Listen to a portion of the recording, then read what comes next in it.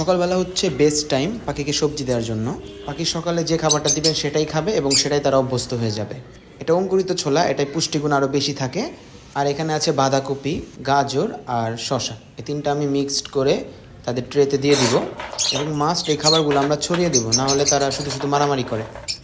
পাখির seed mix হচ্ছে সবচেয়ে বেশি পছন্দ, অন্য খাবার খুব একটা পছন্দ করে না, তাই সকাল সকাল দিয়ে তাদেরকে অভ্যস্ত করতে হবে।